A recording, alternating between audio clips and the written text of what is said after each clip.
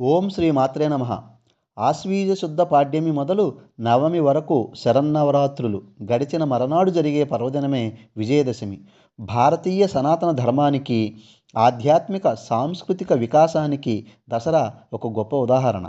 దసరా నాడు దుర్గా, సరస్వతి, లక్ష్మి అవతారాలలో కనిపించే ఆదిపరాశక్తిని అత్యంత భక్తి శ్రద్ధలతో ఆరాధిస్తారు.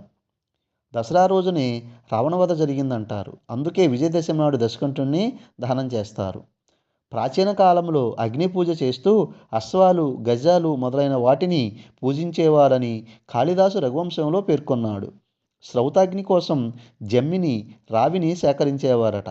అజ్ఞాతవాసం అనంతరం శమి లేదా జమ్మి వృక్షంపై దాచిన ఆయుధాలను అర్జునుడు విజయదశమి నాడే తీసుకుని ఉత్తర గోగ్రహణంలో గెలిచాడని మహాభారతంలోని విరాట పర్వంలో మనకు చెప్తుంది.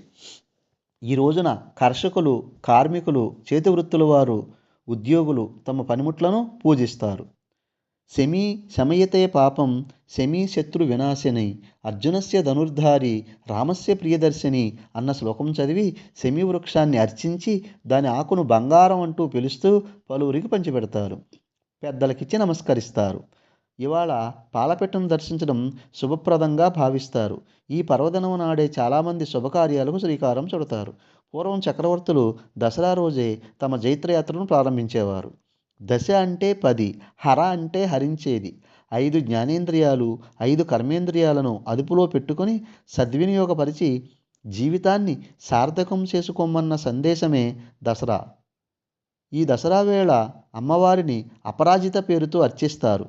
దుష్ట శిక్షణ, శిష్ట రక్షణ చేసే ఆ తల్లి సర్వ జగాలను రక్షిస్తుంది.